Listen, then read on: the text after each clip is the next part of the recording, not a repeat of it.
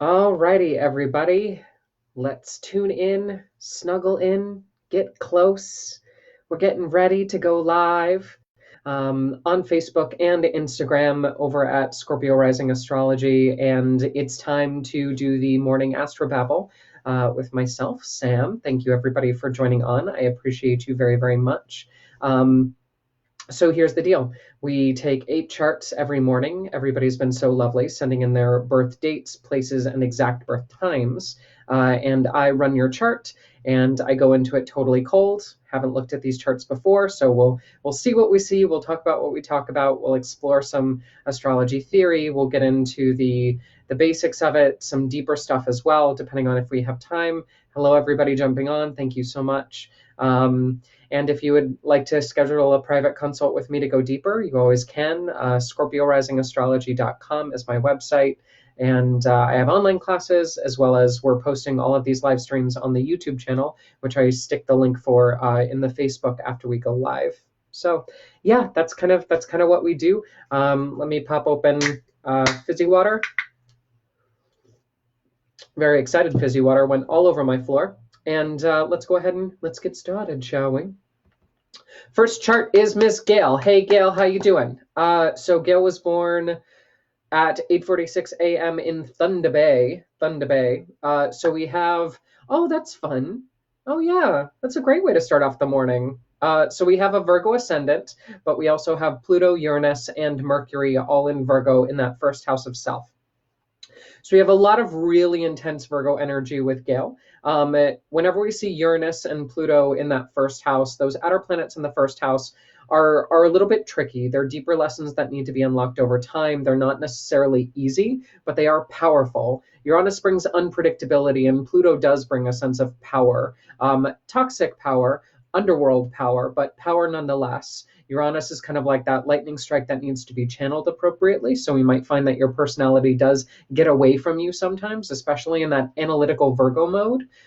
Mercury being in the first house means that you have a very sharp mind. You're a great communicator. You also tend to have a sharp tongue as well. Got to be aware of that sharp tongue with that Mercury and Virgo in the first house for sure. The words that you say tend to cut very deep and resonate because they come from the core of your being. And that's just something to be aware of. Unfortunately, a lot of my clients they say when they schedule consults, I read my sun sign, which in this case Gail has her sun in Leo, and it doesn't make sense to me all the time.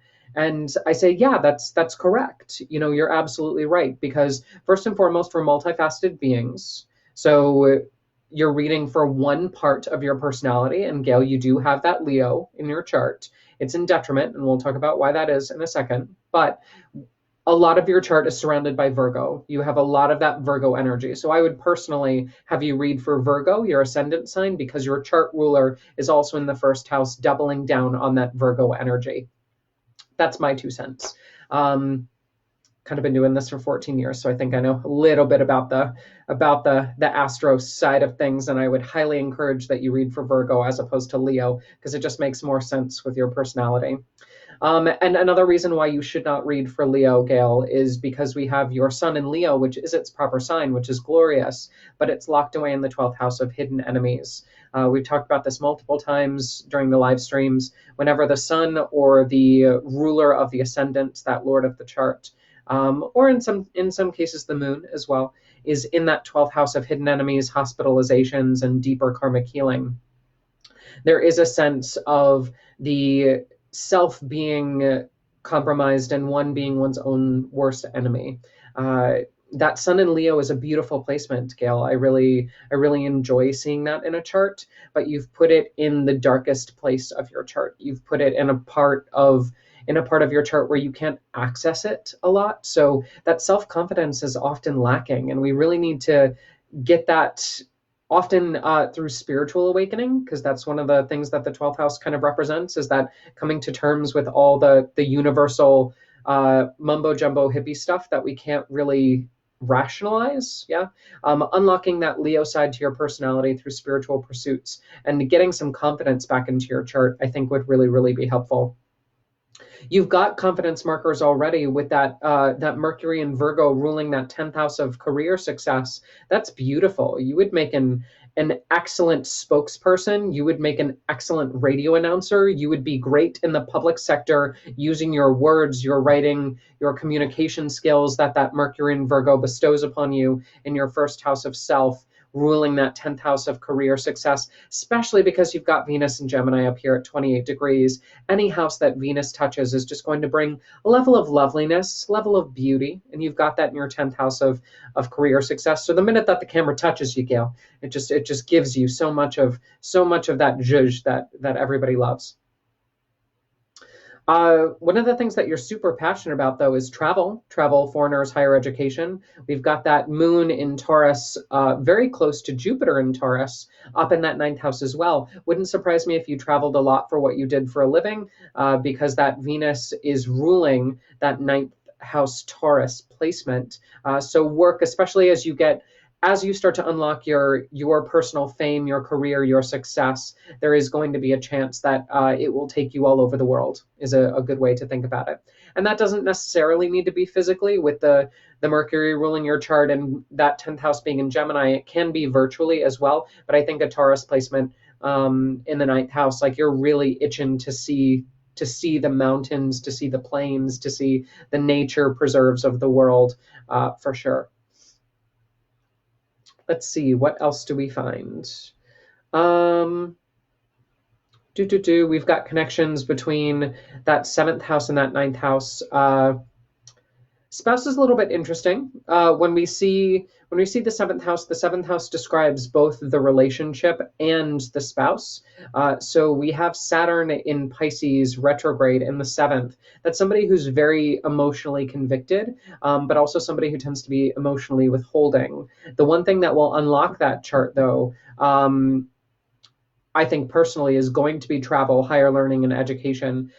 Your spouse might be involved in those career fields, and or when you travel, you really find a rekindling and a reconnection of your relationship, because those rulers are exchanging some of their sign placements with Jupiter and Taurus ruling that 7th house of relationships. Oh yeah, finding tons of friends when you're traveling too. We've got the moon in the 9th, but ruling that 11th house of social groups, friendships, finding one's tribe. We have Mars and Cancer here, so you tend to be super protective of your friends, Gail. But we also have the North Node here, which means that friendships and that community fostering is part of your contract this time around. It's part of what you've signed up to accomplish. So I think that you've put yourself in this spokesperson role to help touch different cultures, connect different people, and manage communities in a way that really allows you to use those skills creatively, intuitively, but also structurally to bring better value to those who you serve. Beautiful. Absolutely beautiful. Great chart, Gail. I appreciate it. The one thing that we need to work on is that self-confidence, because you're a lot more skillful than you let yourself or others believe. Good morning, everybody. Good morning, Randy, Helen, Albert, Tristan, Valerie, everybody on Instagram who's jumping on. Thank you, thank you, thank you. I appreciate it. If you would like to be a part of our forecast sessions, just send in via private message your birth date, place, and exact birth time, and we will get to it. So let's go ahead and move on to our next chart.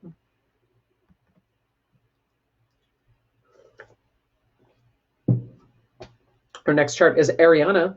Ariana was born 2:02 p.m. in Denver. Let's take a look at her chart. So we've got Pisces ascendant with Neptune in that first house. She's a little fairy child. Goodness gracious. And a Scorpio stellium. Oh, that's fun. Oh, goodness. All this water in her chart. Ooh, Lord. Lord. Lordy be. So, man, that's crazy. Wow. Yeah. So we've got Neptune retrograde in the first house in Pisces. Obviously, this is a young one. But as that Neptune matures, that's going to bring some really interesting access to very spiritual, whimsical, potentially escapist tendencies, over fantasizing, romanticizing and kind of fleeing into the ether as it was. That's going to be the primary tendency, but like always dressing up in fantasy clothing, like she'd be a great Renfest cosplayer for sure. But the idea that she's fairy touched is a good way to think about it, with that Neptune and Pisces in the first house. We do have the moon, Jupiter, Venus, and the sun all in Scorpio in the ninth house of travel, higher education, and foreigners. So this is going to be a major chunk of her life. This is going to consume a lot of her spirit. Are those ninth house topics? She'd make a great astrologer, actually. Very interested in spiritual pursuits, very interested in higher education and learning. She might study. I mean, she'd be a great intuitive worker because of the Scorpio stuff. Like she'd be a great forensic analysis for a crime scene that also uses her psychic powers to solve crimes. It's very much that. She is not going to be able to separate the spirituality from what she does, so she's going to be consumed with studying other cultures, other methods where that spirituality is a little bit more integrated, where she can use her gifts to help others, but learning about those gifts is going to be one of her big purposes. And I think that she might even work in higher education as she goes. She'll learn so much along the way that she'll actually start to teach. She'll start to write. She'll start to speak. She'll start to be very authoritative in what she knows and why she knows it. We've got that sun ruling that sixth house in Leo, where her north node is, and then we've got that Venus up top in Scorpio, which is not a great placement for Venus, but Venus is also opposing that third house in Taurus, that third house of writing, teaching, communication, which she rules. So there's a lot of good opportunity if she follows that spiritual path, and if she follows those inklings to study her craft that she feels so connected to study all of her abilities, to study all of her nudges, her inklings. It'll lead her down into a profession that really allows her more freedom than she expects to integrate her gifts with her daily work.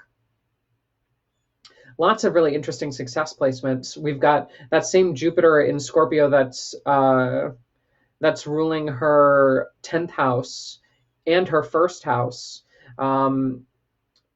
So chart ruler being Jupiter, really, really great just in general, but chart ruler ruling the 10th as well of success. I mean, there's so much about her success in the chart. The issue is, she's going to have a lot to say, and she's going to say it in a very charismatic way. She's got Mercury in Sagittarius up in the 10th. That's a great placement. But she also has Saturn here conjunct the MC. Saturn in Sagittarius is, I think, a beneficial placement because it's that Forge Master archetype. It's somebody who knows how to use charisma in a channeled way to make things happen. However, that Saturn needs to mature around 30. So it wouldn't surprise me, especially around her 30th birthday, if she gets a major recognition for what she's been working towards her entire life. She receives some kind of major award, promotion, or recognition with that first Saturn return, because it is literally 26 degrees conjunct her MC, the highest point of her chart. At 30, that's going to be a breakthrough year for her. It's really going to put so much in her chart towards that 10th house of career success. I'm excited to see that happen. Invite me to the ceremony, because you heard it here first. But I think if we understand her personality and what her personality is uniquely equipped to accomplish, all of that ninth house, foreigners, travel, higher education stuff, bleeding that into her work and her overall career success, that's going to be where she's at. It's her journey is going to be about transmuting that ephemeral nature that she's already mastered into something practical, putting the muzzle on, not necessarily the muzzle, but putting that trainer, that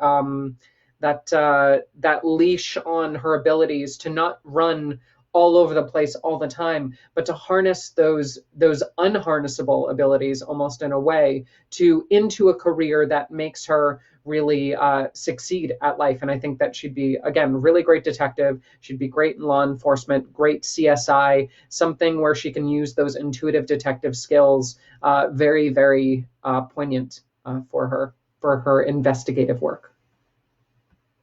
So good stuff. Thank you everybody for jumping on. Valerie, Fatima, Crystal, lots of good stuff. So let's go into our next chart. And let's talk about Fiona. Fiona was born 6:18 a.m. in Norwich. Love Norwich. It's one of my favorite places. Hail, hail Jackie, Queen of Norwich. So anyway, Fiona. Fiona has Aquarius ascendant with Jupiter in Aquarius in the first. That's fun. So we've got a big personality right out of the bat, but Aquarius is that mad scientist energy. I really enjoy Aquarius. I'm friends with a lot of Aquarians. They come up, they say the craziest shit, honestly. Their mind just works on a whole nother level. Observing and taking things from the static electricity that surrounds them and transmuting them into the most shocking thoughts, random but brilliant at the same time. And that Jupiter really compounds that. It opens that up, and it really makes a lot of that Aquarian energy come forward. Not always an easy thing to have Jupiter in the first, especially when Aquarius is blown up, and Aquarius tends to be pretty socially awkward, isolative, always feel like nobody gets them, but genius, for sure. That's what we're doubling down on with Jupiter kind of blowing up that first house and that Aquarius ascendant. That Jupiter in the first house is actually ruling the second house of money and wealth, where her sun is and where her Mercury in Pisces is. That's a fun placement. Not normally I'm not really a fan of Pisces on the second house. But because Jupiter is here in the first ruling it, I think that the identification with money, especially with the sun, is a really important aspect to Fiona's chart. She's probably very good with money. Wouldn't surprise me if she understands a lot about the stock market right off the bat. She has that intuitive knowledge of money that Pisces on the second brings, especially because Mercury is in Pisces here, and the sun is here. The sun is also 8 degrees, Mercury is 15, so still combust, but just on the edge of that combustion. I think smart enough to where Fiona understands the underpinnings of what finance is and how it can be used appropriately. So we have as well the ruler of the chart, Saturn. Ruler of the chart, Saturn, up in Scorpio with the South Node and Pluto in Scorpio, retrograde up in the 10th house. Those are some very mafia-like placements up in the 10th. And I'm not saying Fiona is in the mafia, but what I'm saying is Saturn in Scorpio is that overlord energy. It's very father time on a bad day. And Pluto in Scorpio is Hades. So we also have the South Node here, which is that energy suck in the 10th. So we find that the idea of success for Fiona is not necessarily where she's at. She doesn't enjoy the idea or the thought of wanting to make a living, wanting to strive for the highest point in her chart. It's not about success for her. It's not about being the best for her. We just need to respect that, because Aquarius does what it wants to do. Mom, dad, boss, whoever the authority figure is. There's that tendency to buck the system in Fiona's chart for sure. Although she gets it, like she understands the power of the system, she understands how it works a little bit too well. That makes her challenge it all that more. We do have the MC and Jupiter ruling that 11th in the 11th in Sagittarius. Uranus is here as well. She's got some fun friends, let me tell you. Woo, they rack it, especially because Uranus is that secondary ruler of Aquarius. We've almost got a sign swap happening here, a secondary mutual reception. I think because the MC is here as well, one of the things that Fiona strives for is friendship and family connection. It's not about what you do or how you do it. It's the company you keep, and it's the people that are in your back pocket that you could pick up the phone at any moment and call them. Often, because of her Aquarius ascendant, she doesn't need to call them, or she calls them and they've been thinking about her the whole time, like that kind of telepathic connection that Aquarius is so well known for. So that's a big part of Fiona's chart, is just understanding the people side of the equation, not necessarily the company political power structure side of the equation, because she gets that. She knows that. She just understands that bit. It's not interesting to her. The people are interesting to her because people are always changing and they're always creating little chaos storms that she gets to analyze and inspect. It's almost like her friends are her own personal little ant farm. Okay. And we have that at 0 degrees, we have that moon in Gemini in the fifth. So interesting. Makes her really creative. Potentially gives her 2 children because that fifth house is the house of children.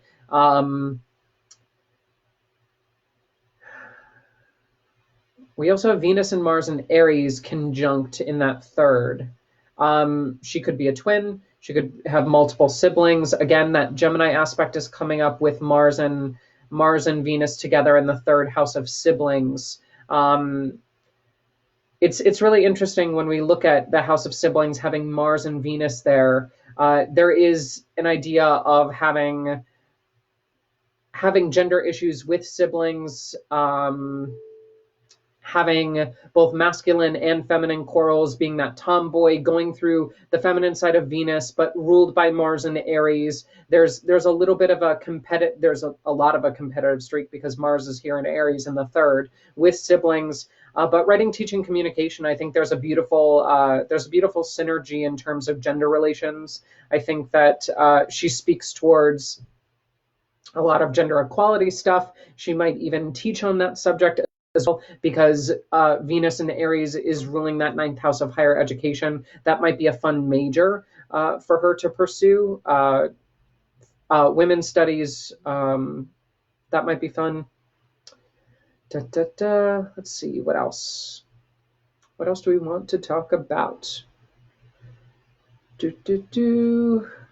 No, I think that's it. I think that's all the chart is really saying for me at this point. I mean, the rest are just financial markers, which we already talked about.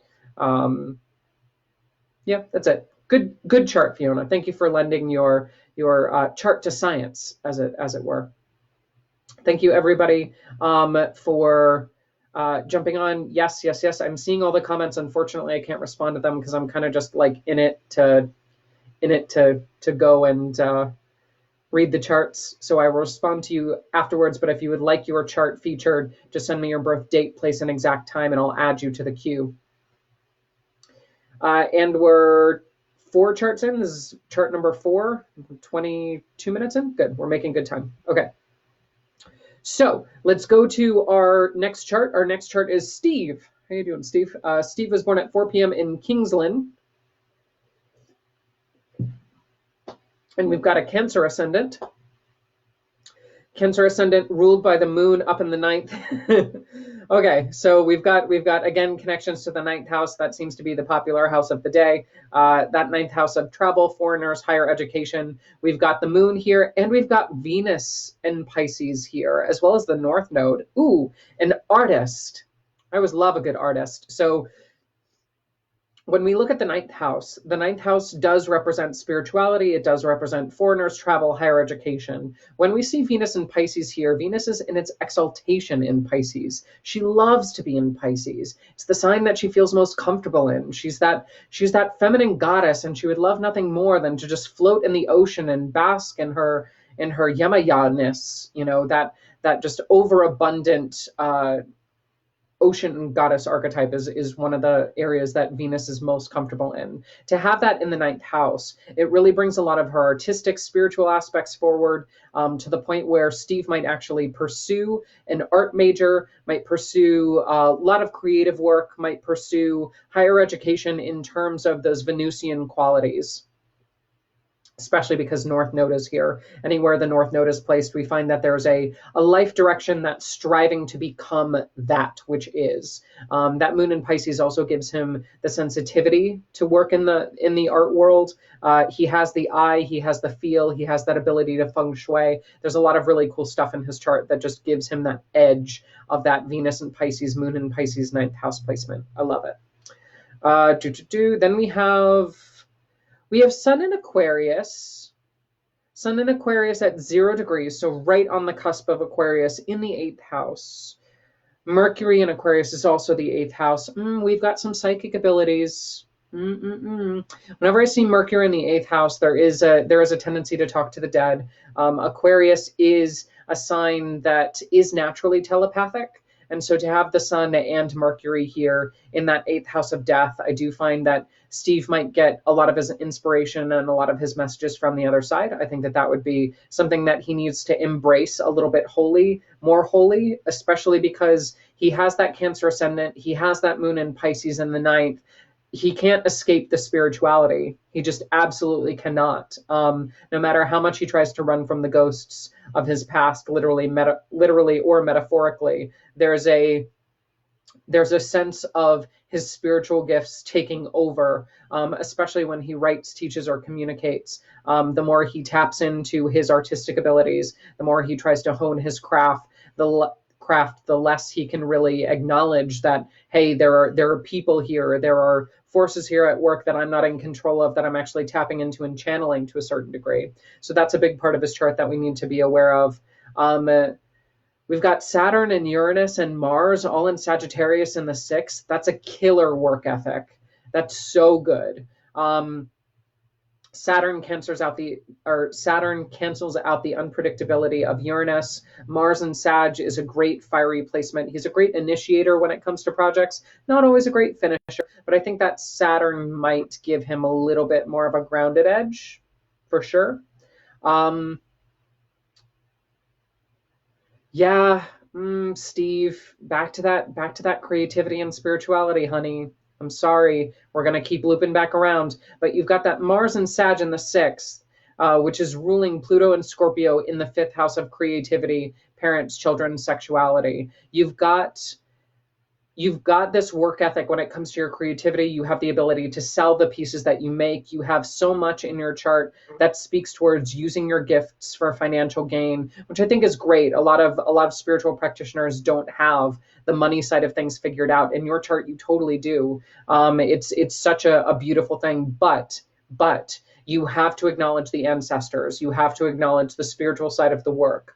The less you incorporate those spiritual elements, the less your pieces will perform and the less your artistic flair will resonate with your audience. Because that Pluto and Scorpio in the fifth is that placement that really speaks towards untapped power. It's the riches of the underworld that's at your creative disposal, Steve. Unfortunately, that will only mature halfway through the life. And the older you get, the more you'll start to realize, crap, I've had these gifts all along. I've been saying no to them this whole time, but if I actually just bow down to the forces that are and I incorporate them into the work that I'm doing, there's a presence, there's a power, there's a creative juice that I cannot tap into otherwise. And the more you shut that out and try to do it rationally or buy the book or have your own style, it's not yours. It's not yours to give or receive. It's just part of that contract that you signed up for, is to use your creative expression in a way that pulls through the divine, that really paints the spirit of people, places, things in a way that is godly, is a good way to say it. So I think that that's a big part of it. I mean, you have fame in your chart as well. I think we just need to understand that that fame is going to be a result of a lot of hard work, because that Mars in Sagittarius is ruling that Jupiter in Aries up in the 10th. Great placement. But if you don't hustle, if you don't work, and if you don't allow spirit to move through you, then there's no way that your art is going to have the creative potential that Venus and Pisces up in the ninth knows you have access to. Unfortunately, you have to surrender into the void in order to tap into that creative space. So that's that. Thanks, Steve. Love ya. Let's go ahead and thank you everybody for jumping on. I appreciate it. I'm just gonna keep rolling through the charts. We're just gonna keep rolling because this is a thing. This is what we're doing. We're halfway through the charts. If you would like to submit your chart, birth date, place, time, or what I need that exact time, and I need you to spell out the month and day, especially for those of you who are overseas, just so that I don't get confused with month and day. But then also from a practical standpoint, if you'd like to go deeper, if you'd like to schedule a consult with me, you always can. Just go to scorpiorisingastrology.com, submit the form, let me know how much time you'd like to spend on your reading, and we'll make it happen. I also teach classes. I'll be coming out, I'll be filming today and possibly coming out today, depending on when I get it done. I'd like to hit that 4 o'clock Moon Mercury conjunction for the election to launch this new course. But I'll be launching an advanced aspects course for those of you who want to study astrology, who have a little bit of a background, but I have basic stuff too on the website. Anyway, that's my plug. I have to remind myself to talk about my business because otherwise I would just talk about astrology all day. And I love it so much, but it is currently paying my bills. Okay, Tom, how you doing, hun? Let's talk about Tom. Tom was born 5:10 p.m. in Kingsland. Scorpio ascendant. Yes, Scorpio ascendant with Pluto and Scorpio in the first house. Love it, Tom. Me and you were besties, for sure. That Scorpio ascendant and that Pluto and Scorpio really gives you a double dose of the Scorpio. And spiritual placements as well. Oh, Mercury and Taurus in the 7th. I got that placement too, hon. Ooh, we're going to be fast friends. So when we look at that Scorpio and Pluto placement in the 1st, there's a lot of depth. There's a lot of underworld connections. There's a lot of identification with the darkness of life. And that's not necessarily, again, I've said this on the live streams before, darkness is not evil in astrology. Darkness is a place of rest. It's a place of consolidation. It's a place of secrets. It's a place of hiding, but it's also a place of untapped resources, deep nourishment, and the ability to navigate through the subconscious. And so Tom has that natural ability in the chart that really unlocks those untapped potentials. Psychology, that's totally what you should get into, Tom, because we've got that moon in Gemini, that sun in Gemini, that south node Gemini, all in the 8th house of death, taxes, estates, business. You understand how the mind works. You understand, and then Mercury in Cancer up in the 9th. You would be a great psychologist. You really understand how to unpick the lock of somebody's mind. I love these placements. They're absolutely glorious, especially with that Mercury at 22 degrees, making almost an exact trine to your Pluto and Scorpio in the 1st house at 23. That's nice. That's somebody who both cares about their profession, cares about their clients, but also somebody who is able to ask the tough questions and let them come to their own conclusions, not necessarily force opinions down their throat.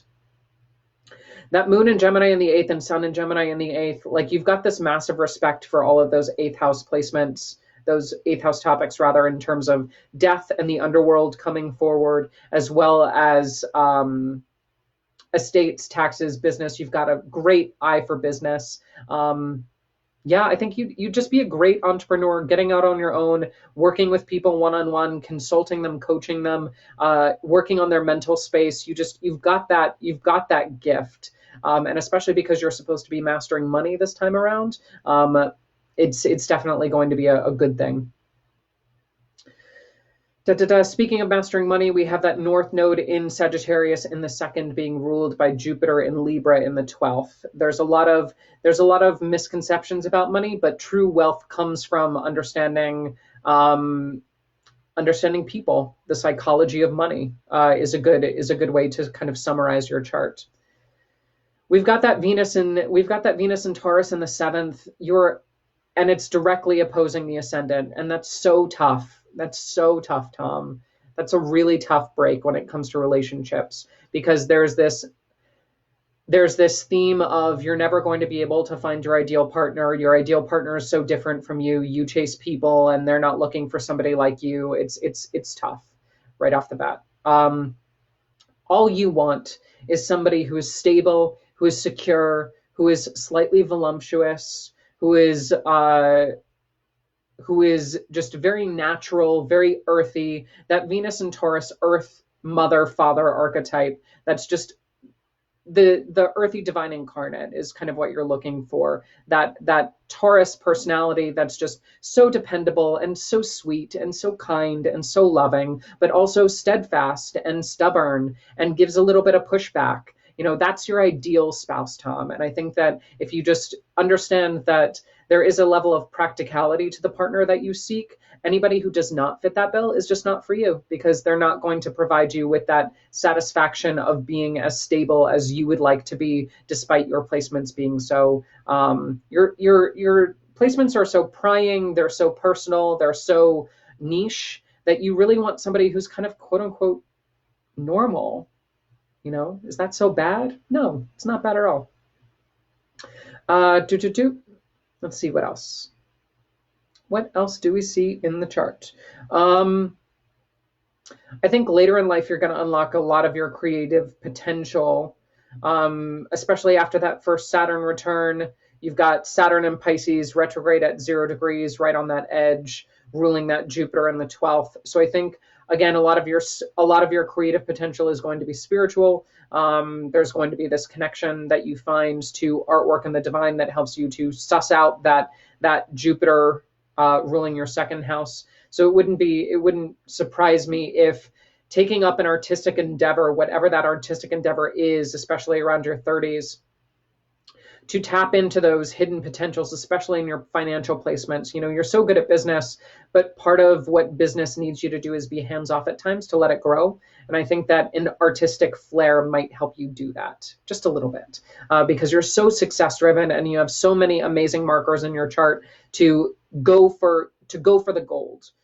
With that Mars and Leo ruling that Sun in Gemini in the 8th, there's so much about your chart that's just really good at what it does. Unfortunately, you do need a distraction, and I think art might be a good distraction for you to hone into at that time, especially if you had like a home studio where you did some really creative art things, especially a Saturnian rational art thing like music production, working on like geometric shapes, that kind of stuff. Yeah. Anyway, good stuff, Tom. Thank you for putting up your chart. Yes, so thank you everybody for jumping on. I'm getting your messages. I'll respond to them after the live stream. There's a lot that we're going through. So let's go ahead and continue looking at charts. Again, feel free to submit your chart and we will add you to the queue. Let's talk about Chris. Ooh, not exactly, but pretty close. A grand water trine in the chart. Hey, Chris, how you doing? Chris was born 10:10 p.m. in Ridgewood. We've also got a Scorpio ascendant, Pluto and Scorpio on the ascendant. Yes, Chris, yes. Making almost an exact trine. The ascendant and Pluto and Scorpio are making that trine to the moon in Pisces in the 5th house at 26 degrees, which is also making a trine to Mars in Cancer up in the 9th at 25 degrees. So we do have a grand water trine in the chart that's going to bring a lot of watery energy, but we have some good fire and earth concepts to counterbalance. So let's kind of get into that. We've already talked a lot about Pluto and Scorpio, so rewind the video, Chris, to hear a lot more about the Pluto and Scorpio on the ascendant stuff. I think the moon in Pisces, sun in Cancer, and ascendant and Scorpio stuff, I think that really makes you the typical water sign. It really makes you very intuitive, very emotional, cries at the drop of a hat, but doesn't like to show feelings, that kind of thing. It's the water struggle. I get it.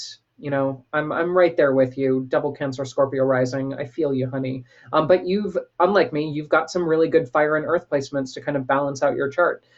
You've got Mercury in Aries, Venus in Aries, almost conjunct. Venus is retrograde in Aries, though, in the 6th. And then the sun in Aries at 29 degrees. A lot of your placements are cusp.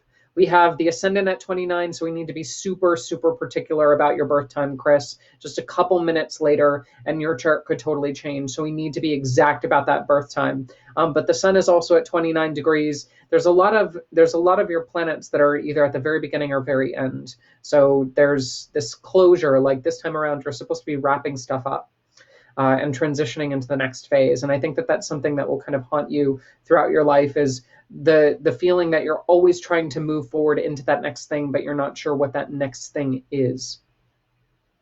We have that North Node, South Node placement in the 2nd house, 8th house complex again, with Jupiter in Libra ruling that North Node in the 12th house as well. So that's a very similar placement to the last chart that we saw, because the birth dates are very similar, ironically enough. But we do have the MC in Virgo. I mean, I think one of the things that Chris, your chart really talks about is not necessarily enjoying what you do for a living. There's a lot of square potential between that Venus and Aries retrograde, like really running into problems at work, running into potential health problems, banging your head a lot, potential like bloody nose stuff, because Aries retrograde in the sixth house of health tends to do that. Competitive edge too, but because of that overly Aryan kind of competitive nature, work tends to be really, really stressful for you, just in general on a day-to-day basis. I think one of the ways that we uncork that pressure is by unlocking your Mars in Cancer up in the ninth, and then making that trine to the moon in Pisces down in the fifth, which then rectifies your Jupiter in Libra retrograde in the 12th. So if we're able to tap into, again, the theme is like emotional creativity and spirituality today. If we tap into your more creative side, your child, should you have a child, would also be very, very grounding for you emotionally. It'll help you realize that it's not all about work. Yeah, it's not all about what you do. You're trying to be so busy, you're trying to be so successful, but what's more important about your chart specifically is the emotional side of it. You know, that Scorpio ascendant with Pluto, it really asks you to get to the heart of the situation, to know the ins and outs of every little thing. And I think your moon and your Mars are really telling you, like, no, life's a journey, honey. Enjoy it. If you're not stopping to smell the roses, if you're not stopping to make an emotional impact on those that you're surrounding yourself with, then you're not leaving a lasting legacy. Then you're failing at all those Aryan qualities, because you're doing empty work, you know, is a good way to think about it.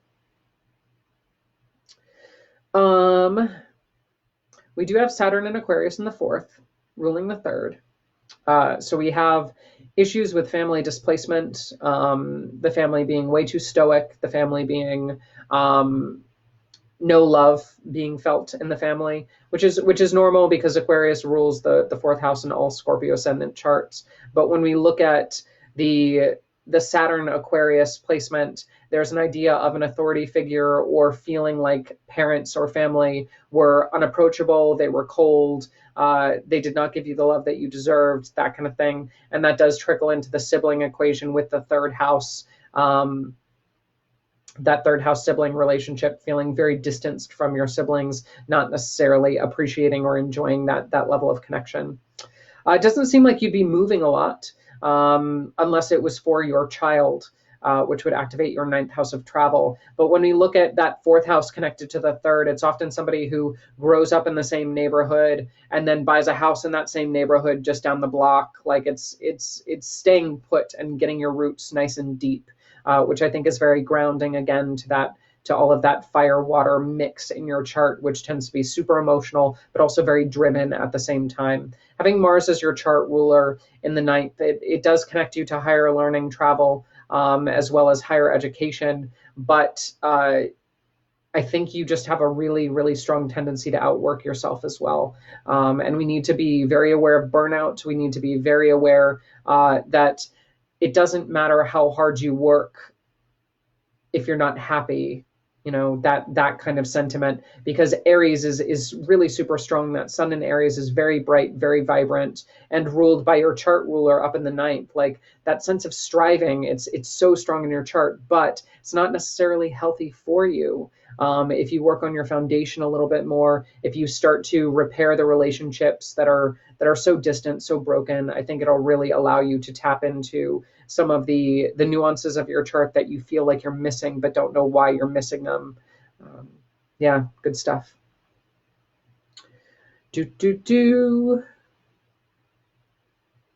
Yeah, I think that's it for Chris's chart. Thank you, Chris, for jumping on and sending in your birth information. There's a lot more we could talk about, but we've got to move on. There's just a lot of good stuff in your chart. Juicy stuff we could chew on all day. Alrighty, next chart. We got 2 more to go, about 15 minutes to do it. So let's take a look at Cameron. Cameron was born 2:39 p.m. In Des Moines. Let's take a look at Cameron's chart. Aww. I love these placements. So we have a Virgo ascendant being ruled by Mercury in Cancer with the moon in Cancer up in the 11th house. This is a caregiver. This is somebody who likes to take care of other people's children. This is the stereotypical babysitter energy that we just absolutely love. It's somebody who has a quick mind, but a caring mind, somebody who's always looking out for others, somebody who's very empathetic, very compassionate, but also very detail oriented. It's a great servant energy is a good way to think about it. A great maid energy, a great butler energy, somebody who's very emotionally invested in the families that they take care of. Because that 11th house of friendships and social groups has Cancer on it with the moon in Cancer and Mercury in Cancer. There's just a lot of really great opportunity for that Virgo ascendant to use the detail-oriented skills, but also the compassion-oriented skills that are placed in Cameron's chart. Just absolutely lovely. I'm very much enjoying that. In fact, that Mercury in Cancer is ruling the Sun in Gemini and the MC in Gemini up in the 10th. So being very, very famous for taking care of large groups of people would be in Cameron's chart. He'd be great in hospitality. Great hotel manager for sure. For sure. That would be very, very good for Cameron. When we look at that Cancer placement in the 11th, it's so good for hospitality in general. But because that Sun in Gemini is up in the 10th, we do have an ounce of fame. We do have an ounce of being in the spotlight. We do have this tendency in Cameron's chart to be in the public eye. So being a very prominent figure, leading large groups of people and taking care of them specifically, that Cancer touch. What Cameron does, he's going to hate any job that does not allow the heart to be involved and to turn down pillows. Even as the hypothetical example, if Cameron did manage a major hotel chain, Cameron would be the type of person who would go around to the rooms before he clocks in, before he's supposed to be on the clock, and just fluffs the pillows because Cameron can. That's the kind of person that Cameron is. That's what fulfills Cameron's chart. Okay. We do have a little bit of an issue in regards to higher education. And it may be one of the reasons why hospitality is something that Cameron jumps into right off the bat. Venus and Leo in the North Node, both in the 12th house, ruling Saturn in the 9th house of travel, higher education, foreigners. This is something that's not going to really unlock for Cameron until about 30 with the Saturn return. But it is a little bit of a detriment when working with authority figures in the higher education travel space. It is going to be a really hard lesson interacting with foreigners. There's going to be slip ups. There's going to be trip ups. The ego might get involved because Leo's there. But understanding that 12th house of hidden enemies, especially in the travel higher education space, feeling constantly taken advantage of by school peers and relationships abroad, and it's just going to be a little bit messy. That's a difficult part of Cameron's chart that I see not necessarily being as helpful. Mm. Mm. Speaking of other things that are not necessarily helpful, we do have Jupiter and Aries in the 8th house of death, ruling the 7th house of relationships and the 4th house of family. Cameron is no stranger to death. The early death of a parent and or death of a spouse are the lower octaves of those chart placements. And they may or may not come to fruition, but just the idea that Cameron's understanding of death is very personal. But that's also why I think Cameron goes out of the way to take care of others, because every moment is precious, and it really does ripen the chart. And that's something that I have to talk to clients about all the time is, even though we have unfavorable placements or unfavorable events or forecast in the chart, it doesn't necessarily mean that pain isn't put to good use, because I think in certain charts, and especially in Cameron's chart, the idea of depth, that temperance, that dose of reality does sweeten the Cancer placement and the Mercury placement and the Moon placement in the 11th. It really does bring forward a lot of pain, which makes the heart grow fonder for those little moments that Cameron can deliver with the unique skills that the chart really begs to cultivate.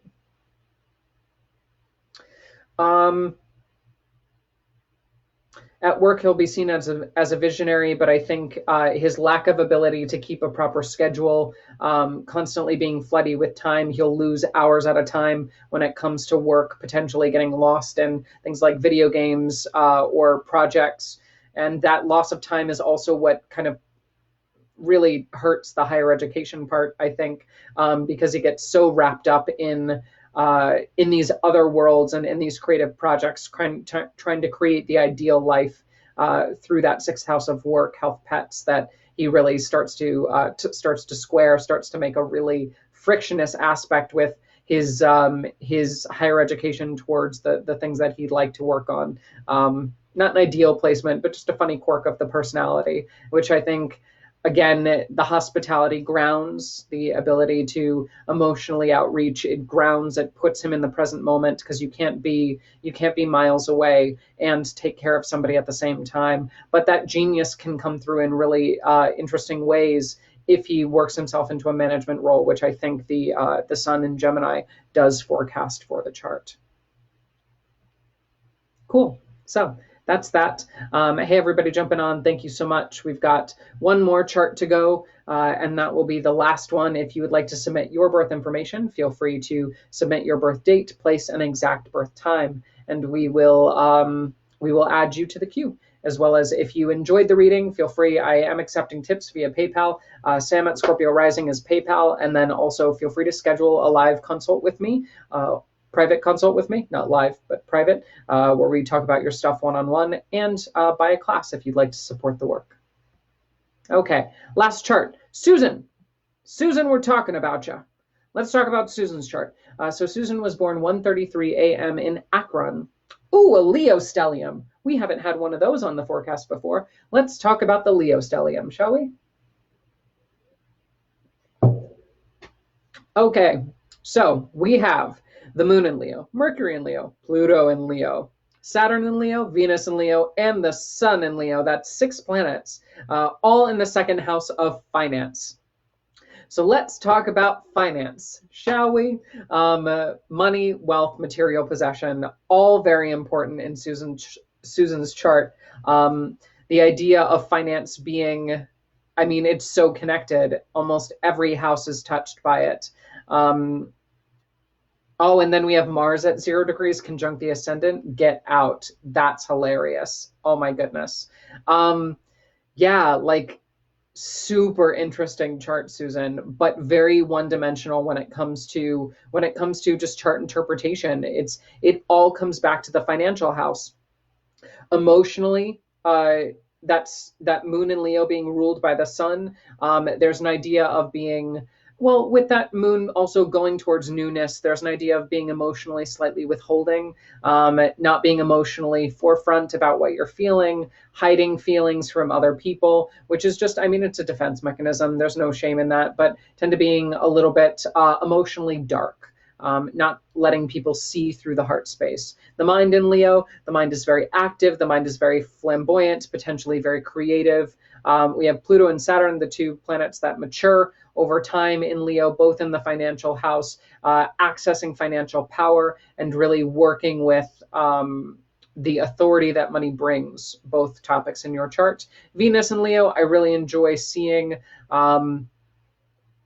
It is not out of combustion, so Venus in Leo is combust, which puts strain on the friendship houses and the family houses. So money from a family perspective and from a friendship perspective does get in the way. All of that heat in the 2nd house of finance does burn a lot of your relationships, and that is something that we would need to kind of rectify.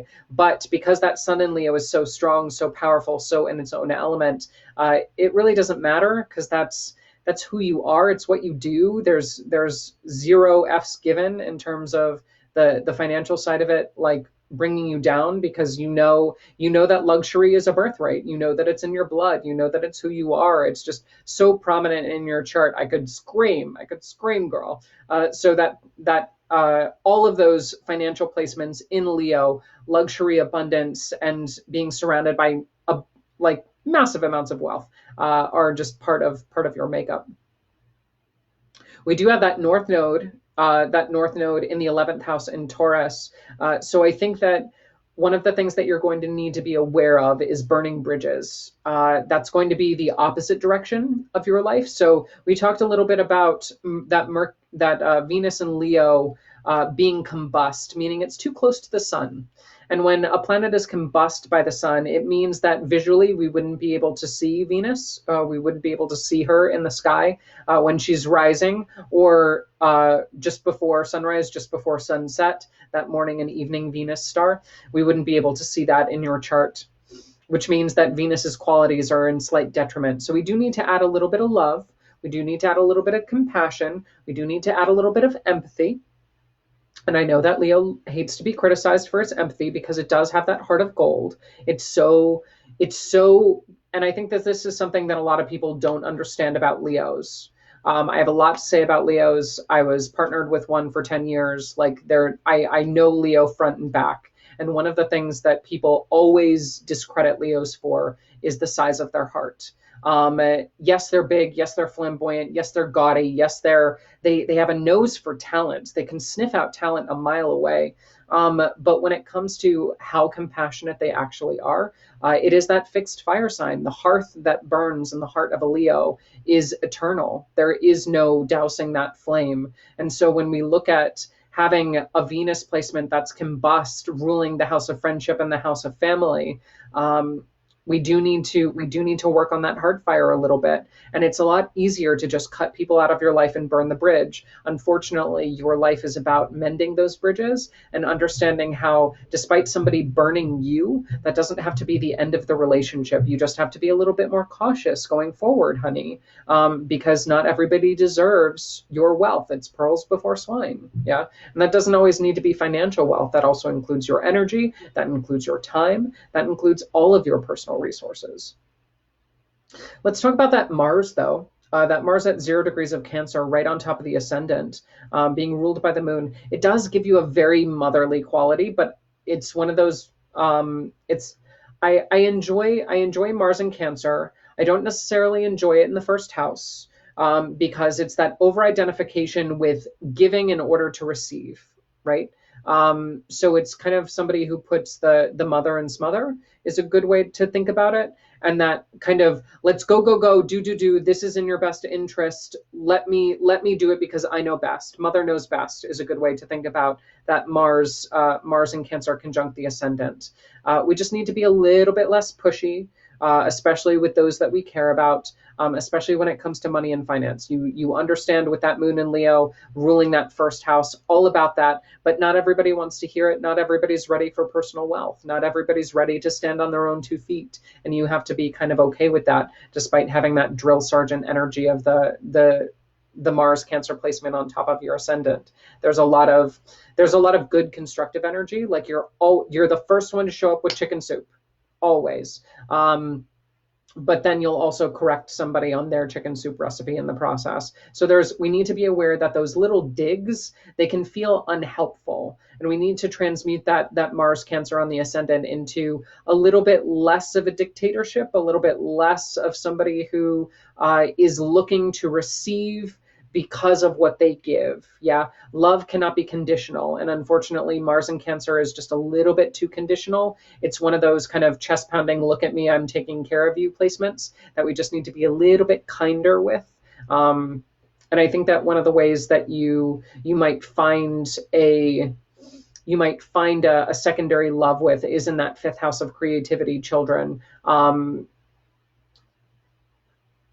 Yeah, because we have Jupiter here in Scorpio, South Node is in Scorpio, cooking, artistic endeavors, like that 5th house is just loaded with a lot of great gifts. And it does make you very, very good at those gifts, but rubbing those gifts in the faces of others, not necessarily ideal. And I know it feels like you're caring, Yeah, it definitely feels like you're caring.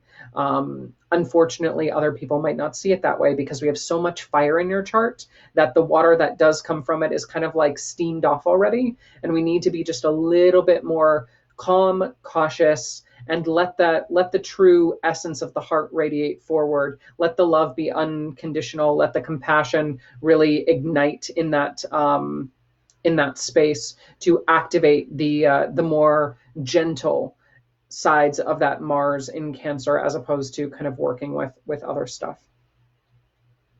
I think one of the goals of your life is actually to pursue deeper levels of spirituality, especially when it comes to like spiritual parenting, or back to the theme that is obvious today, spiritual artwork, because we have that Jupiter and Scorpio in the fifth ruling the ninth house, MC in the ninth. So the MC is the highest point of the chart. It's kind of where somebody is striving towards. You've put yours in the ninth house of higher education, foreigners, travel. And I think that if you were to embrace forms of creativity that are from other cultures, you might be able to develop a compassionate edge towards those who are less fortunate, towards those who have been oppressed, towards those that you're uniquely qualified to kind of pull them out of their funk, but also help to ground and water down a lot of your fire placements. Because again, fire is great and it's excellent and it burns so bright and it provides so much warmth, but your placements can be a little bit intense for some people. And I say a little bit intense, and I mean a lot intense, because Pluto tends to be really intense.